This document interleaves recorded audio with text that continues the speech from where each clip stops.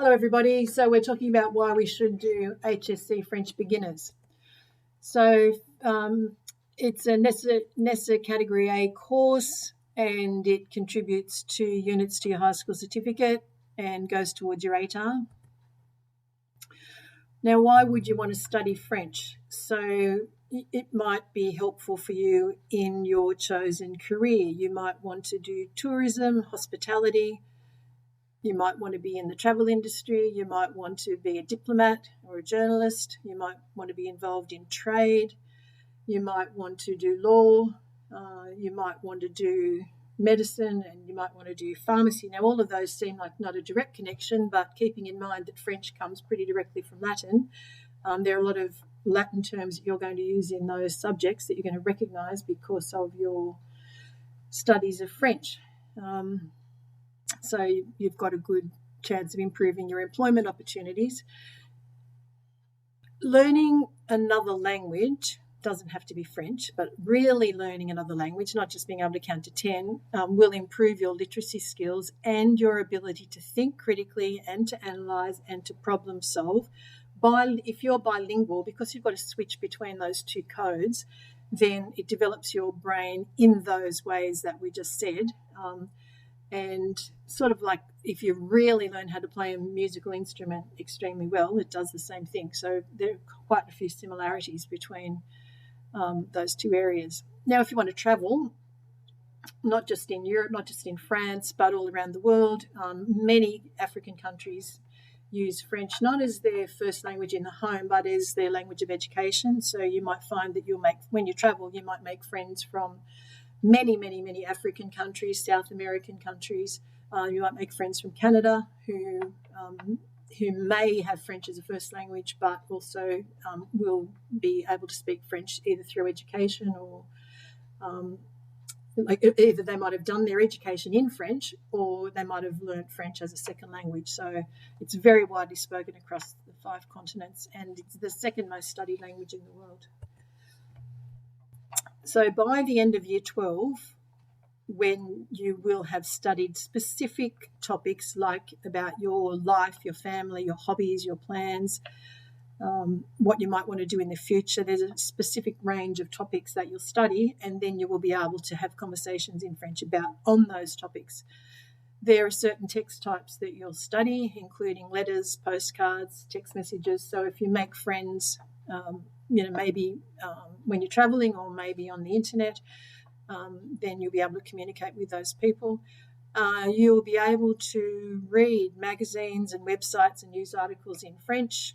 You'll be able to listen to, you might not find this interesting now, but maybe later on you might be interested in watching the French news on SBS, because we have a pretty narrow perspective from Australia and from our little narrow viewpoint. But if you can access news from different countries, you're going to find that things that we don't get to hear on our news, you'll get to learn those things. If you're able to understand news in French, and maybe when you're a little bit older, that's going to be of quite a bit of interest to you. If you go and live in France or in UK, if you go to New Caledonia or Tahiti or Vanuatu and those other places that I also mentioned. You want to live there, you can go shopping, you can book your accommodation, you can use transport, you can make travel plans, all of those things. You're going to get a much better time if you can speak the language. So the topics studied, like I said, they're about your own personal world. So your family life, home and neighbourhood, people, places, communities, education and work,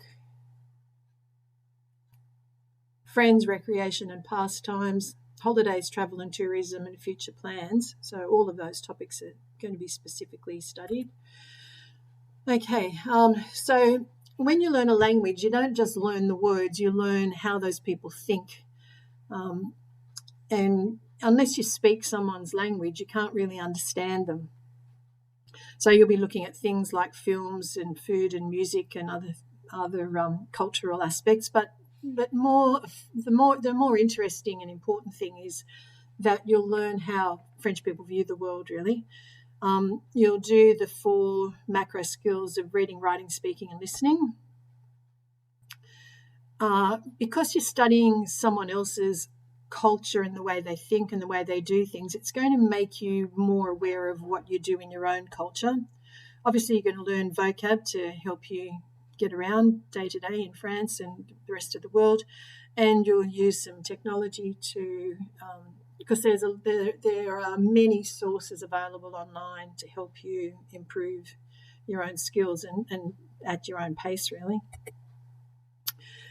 In the spoken exam in your high school certificate, you'll speak for 5 minutes in French, and the examiner will just talk to you about your personal world. And then there's a written exam where you do listening, reading, and writing. You know what the topics are and you know the text types at that point. And just a couple of last little points. Once you learn one language, you're going to find it far easier to learn another language, particularly say you wanted to learn Italian. Once you learn French, you're just going to find learning something like Italian very easy. And you need to be committed to learning a language, and so that commitment, even though at first you might think, oh, that's a bit of work, but if you learn commitment by studying a language, that's going to help you in so many ways later when you have challenges in your career. So I hope to see some of you in the French beginners course next year. Thanks. Bye. I'll leave that.